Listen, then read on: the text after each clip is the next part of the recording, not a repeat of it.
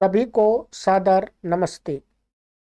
देववाणी संस्कृतम YouTube channel में आप सभी का हार्दिक अभिनंदन है। मित्रों, महापुरुषों के जीवन चरित्र श्रृंखला में हम महर्षि दयानंद सरस्वती जी का जीवन चरित्र पढ़ रहे थे। भाग 2 को आज पढ़ेंगे। भाग 1 को हमने पढ़ लिया है। ठीक है, चलिएगा। गत वीडियो में हमने पढ़ा था गुरु सेवा। गुरु सेवा तक का जो बिंदु था वो पढ़ लिया था। उसके आगे है वैदिक ज्ञान का प्रसार। गुरु की आज्ञानुसार अपनी उपासना के पश्चात स्वामी दयानंद वैदिक ज्ञान का प्रचार करने हेतु यात्रा पर निकले तथा आगरा, अजमेर, जयपुर, ग्वालियर, मेरठ, हरिद्वार तथा कानपुर आदि अनेक स्थानों पर पहुंचे। वहां पंडितों से धर्म ग्रंथों पर उन्होंने चर्चा की।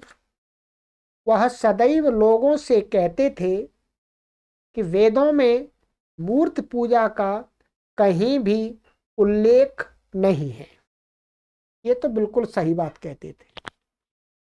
आप वेदों को, चारों वेदों को एक तरफ से अंत तक पढ़ लीजिएगा, कहीं पर भी आपको मूर्ति पूजा का नहीं मिलेगा, क्योंकि वैदिक काल में मूर्ति पूजा नहीं थी। विवेकी मन मूर्ति पूजा स्वीकार नहीं करता।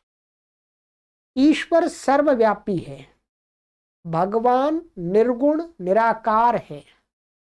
वह किसी धर्म विशेष का समर्थन या विरोध करने की बात नहीं करता है, करते थे। ठीक है, स्वामी दयानंद जी कह रहे हैं वह किसी धर्म विशेष का समर्थन या विरोध करने की बात नहीं करते थे, परंतु प्राचीन काल से चली आई दुष्ट आधारहीन कुरीतियों, रूढ़ियों की उन्होंने कटु आलोचना की।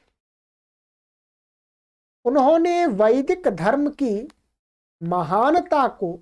महानता का लोगों को परिचय कराते हुए उन्हें उस झंडे के नीचे संगठित होने का आह्वान किया था। पंडितों से वाद विवाद। इस प्रकार स्वामी दयानंद ने लोगों में बसी उनकी प्राचीन धर्मास्था का जागरण किया।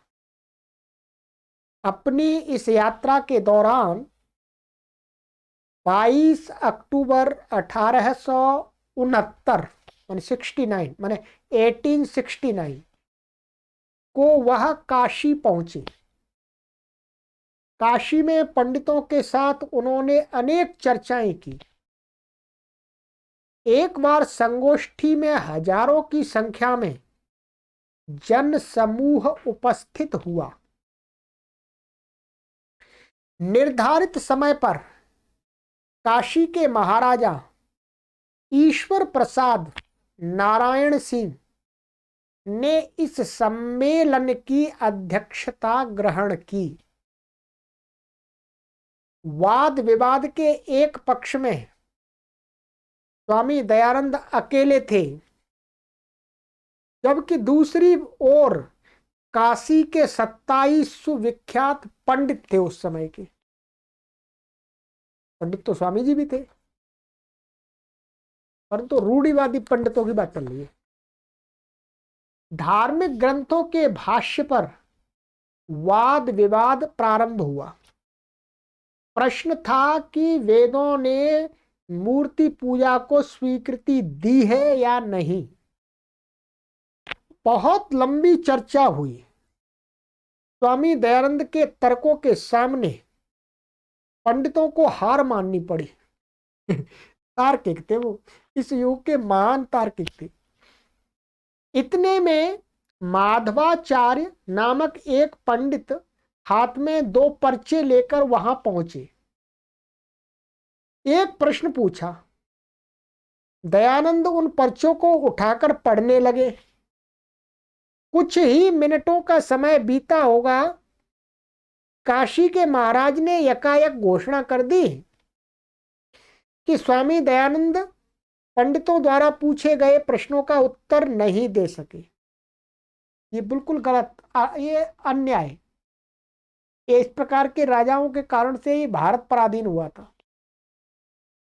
अरे भाई, कोई वो पेज लेकर के पढ़ रहे हैं, देख रहे हैं, तो पहले उसको समझ तो ले क्या ये क्या लिख के लाए हैं। बोलने से पहले ही बोल दिया जी, नहीं समझ, नहीं बोल पाए, गलत बात है। ऐसा कहते हुए उन्होंने तालियां बजाई। काशी के पंडित चिल्लाए, दयानंद के पास कोई उत्तर नहीं है। काशी के पंडितों की यह महान विजय, ये महान विजय नहीं थी, ये तो महान पराजय थी। ये वस्तुतः विजय क्या थी भाई? विजय क्या थी? ये तो छल था, कपट था। एक पक्ष में इतने लोग खड़े हुए हैं, एक पक्ष में एक व्यक्ति खड़ा हुआ है, वो भी निरंतर उत्तर दे रहा है। आप कुछ भी लिख करके ले आए उसमें बही खाता, उनको दिया, समझना तो पड़ेगा भाई क्या लिख के लाया बंदा। दयानंद जी की पराजय हुई, कुछ ही क्षणों में भगदड़ मच गई। तो पराजय नहीं हुई, दयानंद जी की विजय हुई थी वास्तव में। कोलाहल के बीच पत्थर, पूजा, पत्थर, जूते, गोबर और अन्य चीजें दयानंद पर फेंकी गई। ये मूर्ख लोगों के लक्षण होते हैं। यही बता रही है, ये उनका व्यवहार बता रहा है कि दयानंद जी की विजय हुई थी। इससे दयानंद घायल हो गए, घावों से रक्त बहने लगा। इस पूरे घटनाक्रम के बीच दयानंद जी शांत रहे।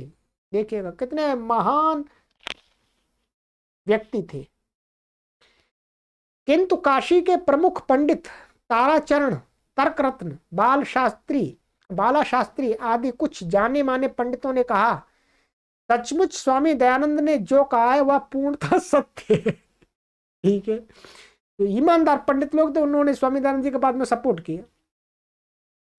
किंतु हमारे भीतर इतना नैतिक सामर्थ्य नहीं है कि हम प्रचलित रूढ़ियों और आचार पद्धति के विरोध में जा सके। इसलिए हमने उनका विरोध करने का निर्णय लिया है। उन्होंने उक्त स्वीकृति प्रामाणिकता से जनता के सम्मुख की। धर्म ग्रंथों पर हुए वाद विवाद में पक्षपात करने के लिए काशी नरेश द्वारा खेद प्रकट किया गया। इसका क्या तात्पर्य? इसका हार हुई उन लोगों की। उन्होंने पूरे सम्मान के साथ स्वामी दयानंद को अपने महल में आमंत्रित किया और अपने अनुचित आचरण के लिए क्षमा याचना की। धार्मिक ग्रंथों पर सही भाष्य कर स्वामी दयानंद ने निस्संदेह विद्वत्ता तथा नैतिकता की दृष्टि से सच्चे अर्थ में महान विजय पाई थी। एक धर्म ध्वज के नीचे समूचे समाज को संगठित करने की स्वामी दयानंद की प्रबल इच्छा थी। वे निरंतर इसी दिशा में कार्यरत रहे। हिंदी राष्ट्रभाषा हो।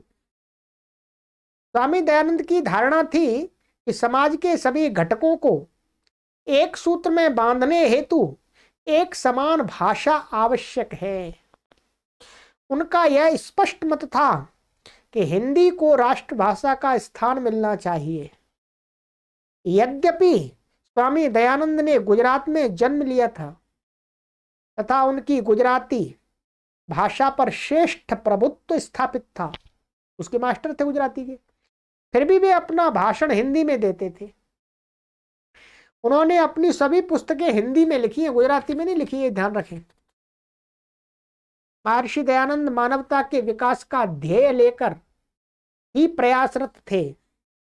भारत माता के लिए उनके दिल में विशेष प्रेम था।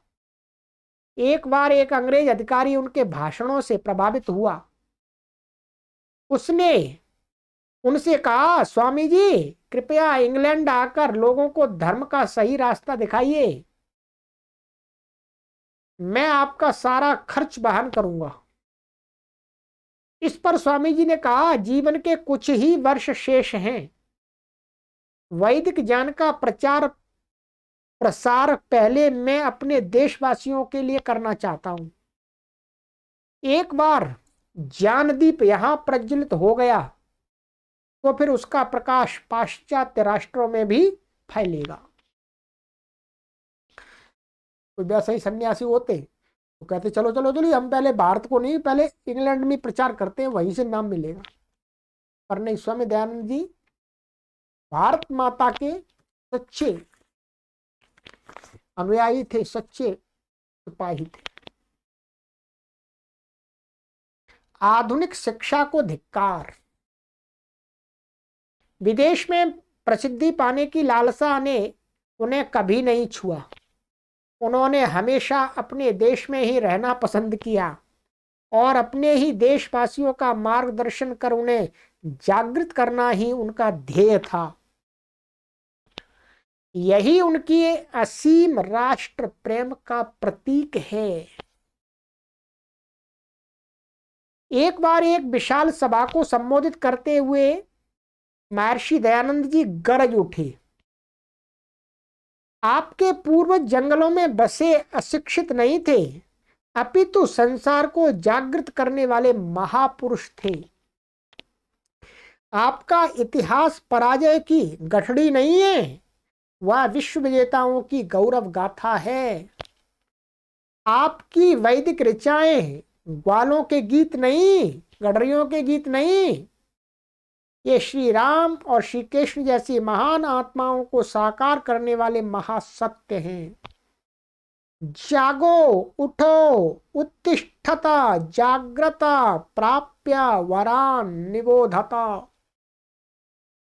अपने उज्जवल इतिहास पर गर्व करो, वर्तमान को संवारने हेतु अपने गौरवमयी इतिहास से प्रेरणा लो, अपने पूर्वजों के प्रति तिरस्कार की भावना जगाने वाली आधुनिक शिक्षा को धिक्कार है। स्वातंत्र्य प्रेम। महर्षि स्वामी दयानंद जी को का राष्ट्र प्रेम केवल शाब्दिक नहीं था, वह एक कर्मयोगी थे, साहसिक कार्य करने वाले व्यक्ति थे। 1857 का स्वातंत्र्य समर असफल रहा। 1885 में भारतीय राष्ट्रीय कांग्रेस का जन्म हुआ। 1857 की असफलता से कांग्रेस की स्थापना तक भारतीयों के दिल में स्वातंत्र्य प्रेम जीवित रखने वाले महापुरुषों में स्वामी दयानंद सरस्वती जी निश्चित रूप से अग्रणी थे। उन्होंने भारत भ्रमण करते हुए विभिन्न राजपुत्रों को एक जगह लाने का पूरा प्रयास किया। इसलिए जोधपुर, उदयपुर और शाहपुर आदि स्थानों पर आर्य समाज की शाखाएं स्थापित की। अनेक राजपुत्र उनके शिष्य बने।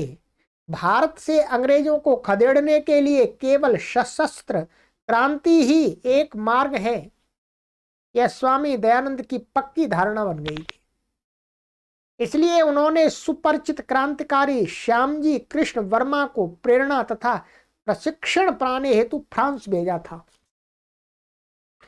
आर्य समाज तथा गुरुकुलों में राष्ट्रभक्तों को सशस्त्र क्रांति के लिए मार्गदर्शन तथा प्रशिक्षण मिलता रहा।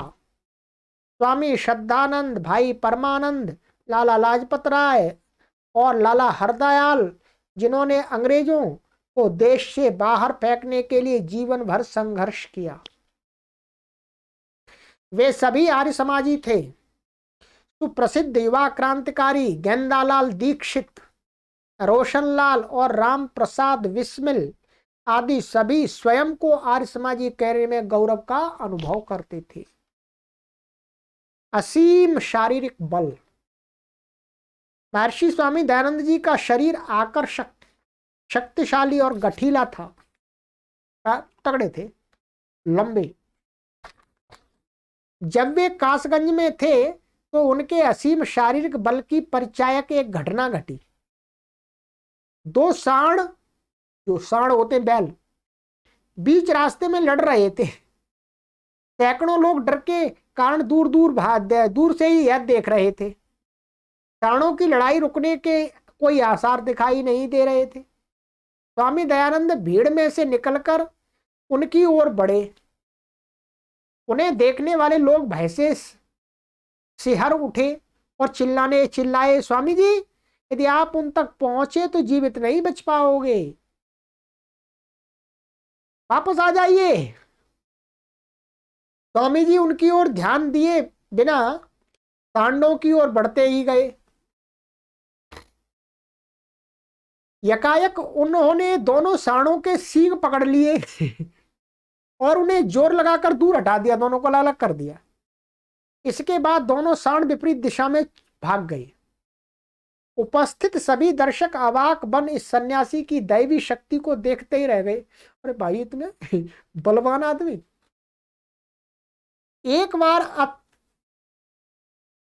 अत्यंत घातक विष पी जाने के बाद भी दयानंद 1 माह तक जीवित रहे।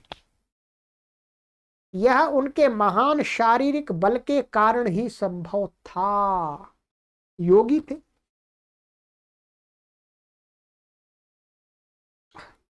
शुद्धिकरण। यद्यपि दयानंद सन्यासी थे, फिर भी गरीबों से उनका भावनात्मक व स्नेहमयी लगाव था।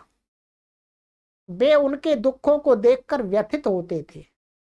वह लोगों से कहते, ईश्वर की रचना मानव को प्रेम करना ही ईश्वर को प्रेम करना है।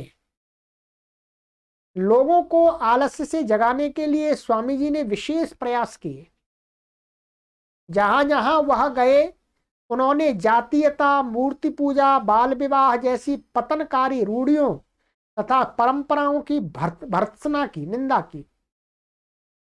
महिलाओं को पुरुषों के समान अधिकार मिलने चाहिए, जीवन में शुद्ध चरित्र का विशेष महत्व है, ऐसा वे सदा समझाते रहे। इस जागरण के कार्य में उन्हें कठोर प्रतिरोध भी झेलना पड़ा। स्वामी जी की विचारधारा से सच्चा हिंदुत्व पुनः आलोकित हुआ। पाश्चात्य संस्कृति से जो लोग प्रभावित होकर वैदिक सिद्धांतों से विमुख हो गए थे, वे पुनः वापस आने लगे और वैदिक धर्म के अनुयायी बने। उन्होंने हिंदू धर्म से अन्य धर्मों को धर्मांतरित लोगों की इच्छा का सम्मान करते हुए उन्हें शुद्धिकरण द्वारा वापस हिंदू धर्म में लाने में महत्वपूर्ण भूमिका निभाई थी। निस्संदेह भारतीयों के सामाजिक जीवन में दयानंद सरस्वती जी बहुत बड़ी क्रांति लाए थे। महिला सशक्तिकरण। स्वामी दयानंद सदैव एक ऐसे समाज के निर्माण के पक्षधर रहे जिसमें महिलाओं की पुरुषों के समान अधिकार व भूमिका का समावेश रहे। दयानंद मानते थे कि अस्पृश्यता माने अछूतता हमारे समाज के लिए भीषण अभिशाप है। प्रत्येक व्यक्ति को सम्मान व स्नेह मिलना चाहिए, चाहे उसकी जाति समुदाय कुछ भी हो, सबको समानता का अधिकार होना चाहिए।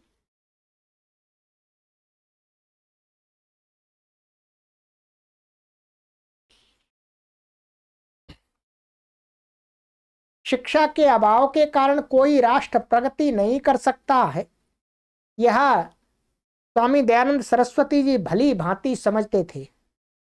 वह पाश्चात्य शिक्षा पद्धति के अंधाधुंध अनुकरण के विरुद्ध थे। उनकी दृष्टि में भारतीय मूल्यों व वैदिक सिद्धांतों के आधार पर शिक्षा नीति का निर्माण करना ही श्रेयस्कर है, जिसमें व्यक्ति का सर्वांगीण विकास हो। 8 वर्ष की आयु वाले प्रत्येक बालक बालिका को बिना सामाजिक भेदभाव के अनिवार्य रूप से गुरुकुल में भेजना चाहिए, जहां वे गुरु के साथ रहें बालक तथा बालिकाओं के लिए अलग अलग गुरुकुल हों। गुरुकुल शहर तथा नगर से दूर बसाए जाने चाहिए, जहां शांतिमय और उल्लासपूर्ण वातावरण हो। छात्रों को हमारी सांस्कृतिक धरोहर के अभिन्न अंग वेद, उपनिषद, महाकाव्यों तथा महान ग्रंथों से अवगत कराना चाहिए। साथ ही आधुनिक जीवन में महत्वपूर्ण गणित, भूविज्ञान, खगोल शास्त्र तथा अन्य विज्ञान के विषय भी पढ़ाए जाने चाहिए। रूढ़िवादी नहीं थे, ऐसा नहीं कि एकदम अंग्रेजों के जो कुछ भी अच्छी बात है उनका विरोध नहीं। जो अच्छी अच्छी चीजें जहां भी मिलती, महर्षि दयानंद सरस्वती जी कहते हैं उनको ग्रहण करना चाहिए। स्वामी दयानंद सरस्वती ने इन उद्देश्यों की पूर्ति के लिए अनेक स्थानों पर गुरुकुलों की स्थापना की थी। आर्य समाज की स्थापना। स्वामी दयानंद चाहते थे कि उनके सामाजिक सुधारों का कार्य उनकी मृत्यु के बाद भी चलता रहे। इसलिए 10 अप्रैल 1875 को बंबई में उन्होंने आर्य समाज की स्थापना की। इस संस्था के कार्यकलाप भारत में तथा विदेशों में भी फलीभूत हुए। इस संस्था के धीरे धीरे यह संस्था बढ़ती गई, जिसका विस्तार भारत के बाहर भी हुआ। लाखों हिंदू आर्य समाज से प्रभावित हुए। अपने धार्मिक केंद्र, गुरुकुल, पाठशालाएं, महाविद्यालय, महिला शिक्षण संस्थाएं, अनाथालय एवं महिलाश्रमों के सफल संचालन तथा समाज सेवा के विभिन्न क्षेत्रों में आर्य समाज ने प्रशंसनीय भूमिका निभाई है। सत्यार्थ प्रकाश, ये महर्षि दयानंद सरस्वती जी द्वारा लिखित एक बहुत प्रसिद्ध ग्रंथ है, तो सब लोगों को पढ़ना चाहिए, किसी भी मत संप्रदाय के हो सबको पढ़ना चाहिए। सत्यार्थ प्रकाश स्वामी दयानंद सरस्वती जी की एक अनमोल देन है। इस महान ग्रंथ में 14 अध्याय हैं। 14 समुल्लास हैं, अध्याय नहीं समुल्लास है। इसमें वेदों का सत्यार्थ दिया है, इसलिए उसे सत्यार्थ प्रकाश कहा गया है, जो पूर्ण रूप वेदों पर आधारित है। इस ग्रंथ में स्वामी दयानंद सरस्वती के सभी उपदेश सुस्पष्ट रीति से समझाए गए हैं। उन्होंने दर्शाया कि उनके उपदेशों का आधार वेद ही हैं। उन्होंने हिंदुओं को ही नहीं अपितु अन्य धर्म के अनुयायियों की कुरीतियों को भी स्पष्ट रूप से लोगों के सम्मुख रखा। उन्होंने विदेशी सत्ता से मुक्ति पाने के लिए वीरता पूर्वक संघर्ष करने का भी आह्वान किया। मृत्यु के बाद मोक्ष प्राप्ति की शिक्षा देना ही किसी धर्म के लिए पर्याप्त नहीं है। संसार में वह कैसा जीवन यापन करे, इसकी भी उसे शिक्षा मिलनी चाहिए। वैदिक धर्म ने प्रत्येक व्यक्ति को का सुयोग्य मार्गदर्शन किया है। सदाचार, संपत्ति, सुखोपभोग एवं मोक्ष, इन सब पक्षों के आदर्श व नियम प्रस्तुत किए हैं। उन दिनों जनता में वेदों के विषय में अज्ञान था। लोगों को भारत की वैदिक समस्या, परंपराओं व उच्च आदर्शों से परिचित कराना अत्यंत आवश्यक था। समाज के इस अज्ञान को महर्षि स्वामी दयानंद सरस्वती जी ने दूर करने का भरसक प्रयत्न किया। मनुष्य का मुख्य लक्ष्य मोक्ष है, किंतु यदि इस धरती पर हमारा आचरण सुयोग्य न हो तो हम मोक्ष प्राप्ति नहीं कर सकते। आचरण भी ठीक होना चाहिए। यही उनका कथन था, जिसकी वे वेदों के उद्धरणों से पुष्टि करते थे। स्वामी दयानंद सरस्वती जी एक निर्भय योद्धा सन्यासी थे, डरते किसी से नहीं थे, भाई कोई भी हो, सही बात कहनी है। एक बार शलव्रेड नामक पादरी ने उन्हें धमकाया, यदि तुम ईसाई मत की आलोचना करोगे तो तुम्हें जेल जाना पड़ेगा। महर्षि दयानंद सरस्वती जी ने उत्तर दिया, मित्र, सच बोलने के कारण क्या ईसा मसीह को सूली पर नहीं चढ़ाया गया था? सत्य बोलने में मैं किसी से नहीं डरता भाई। महर्षि दयानंद सरस्वती हिंदू धर्म के अनुसार ही अन्य धर्मों में जो न्यूनताएं थी उनकी ओर भी संकेत करते थे। एक बार वह जोधपुर में एक सभा को संबोधित कर रहे थे, तब वहां के दीवान के एक रिश्तेदार ने धमकी दी, सावधान, हमारे धर्म की आलोचना न कीजिएगा, हम तुम्हारी बोटी बोटी अलग कर देंगे। दयानंद ने कहा, मुझे जहां कहीं भी दोष दिखाई देंगे मैं बताऊंगा ही। आपकी ऐसी गीधड़ भभकी से मैं डर कर भागने वाला नहीं हूं। उन्होंने उनके धर्म की थोती मान्यताओं का स्पष्ट रूप से निडरता पूर्वक बखान किया। मूर्ति पूजा का विरोध। महर्षि दयानंद सरस्वती जी ईश्वर को निराकार स्वरूप मानने और मूर्ति पूजा का विरोध करते थे। तत्कालीन बहुजन हिंदू समाज को यह मान्य होने वाली बात नहीं थी, किंतु उनके तर्कों का प्रतिवाद कोई नहीं कर सकता था। महर्षि दयानंद सरस्वती द्वारा की गई शुद्धिकरण विधि से हजारों धर्म परिवर्तित लोग पुनः हिंदू धर्म में आए। इसके कारण उन धर्मों के अनुयायी भड़क उठे। इससे दयानंद अपने धर्मावलंबियों के समान ही विधर्मियों के द्वारा भी संकट में फंसे। इस प्रकार उन्होंने सदैव अनेक चुनौतियों का साहस पूर्वक सामना किया।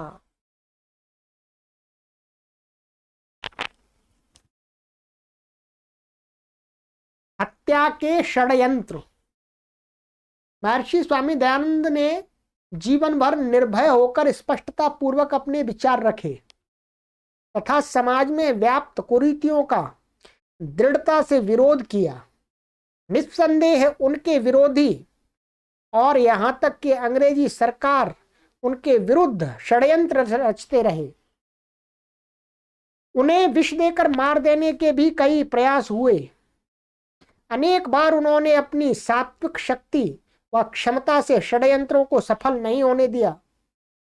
प्रारंभ से ही अंग्रेजों को स्वामी दयानंद सरस्वती के बारे में संदेह था, इसलिए गुप्तचरों की एक टुकड़ी सदैव स्वामी जी के पीछे रहती थी।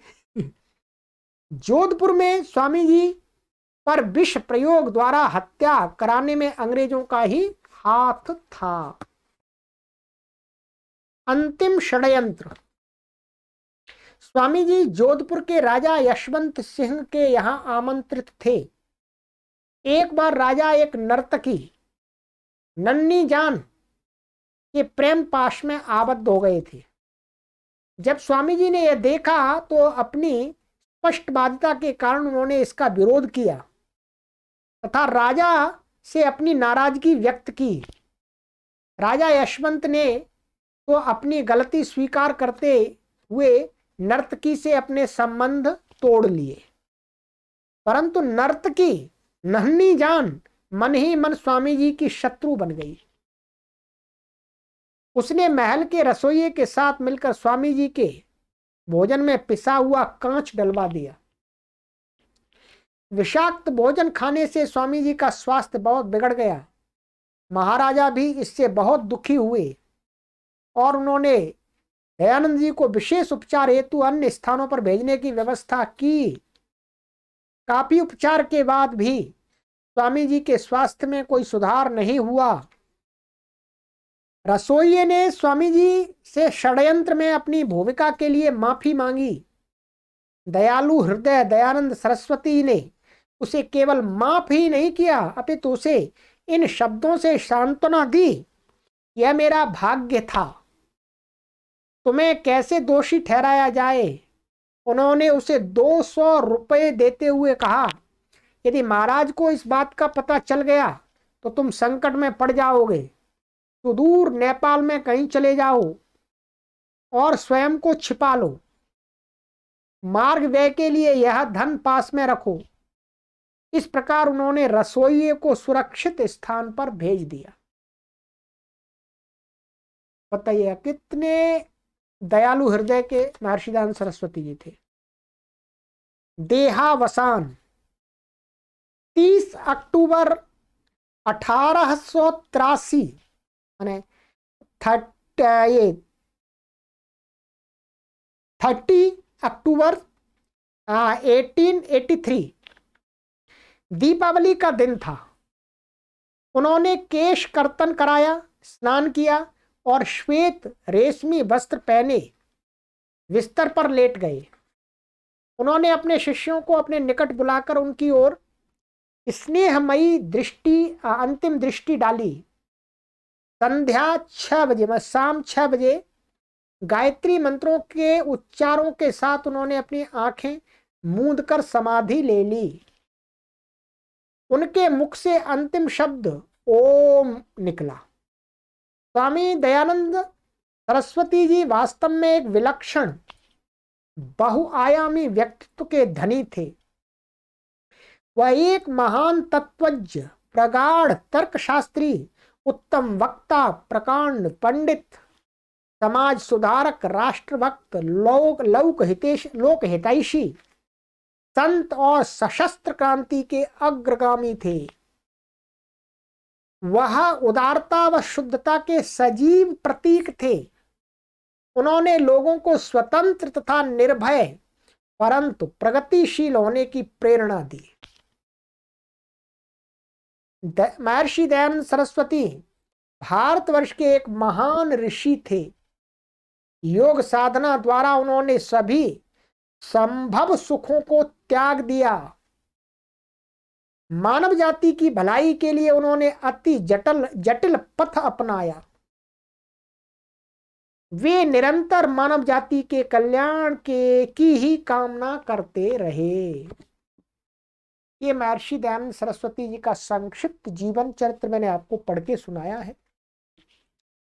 आशा है लाखों लोग महर्षि दयानंद सरस्वती जी के बारे में नहीं जानते हैं, उनको कुछ जानकारी अवश्य प्राप्त होगी। विस्तार से पढ़ने के लिए महर्षि दयानंद सरस्वती जी का मोटे मोटे उनके जीवन चरित्र लिखे गए हैं, उनको पढ़ें। वीडियो आप संपर्क कर लें देववाणी संस्कृतम से, आपको पुस्तकें उपलब्ध करा दी जाएंगी। हम संक्षिप्त जीवन चरित्र ही आपको, सामान्य महापुरुषों का सामान्य परिचय ही आपको दे रहे हैं। आप इनसे लाभान्वित होइएगा। न होने से कुछ होना अच्छा है, और अधिक हो जाए उसके लिए आप प्रयास कीजिएगा। चलिएगा आगे एक नए महापुरुष के साथ मिलेंगे। अब की बार हम उसी समय के, अर्थात जिस समय महर्षि दयानंद सरस्वती जी थे उसी समय एक महापुरुष और हुए हैं, स्वामी विवेकानंद जी। तो आगे की वीडियो में हम स्वामी विवेकानंद जी का संक्षिप्त जीवन चरित्र लेकर के आएंगे। सुनते रहिएगा, लगातार सुनते रहिएगा। आप सुनेंगे, अधिक से अधिक लोग सुनेंगे, हमारा परिश्रम सफल। आप सभी को सादर नमस्ते।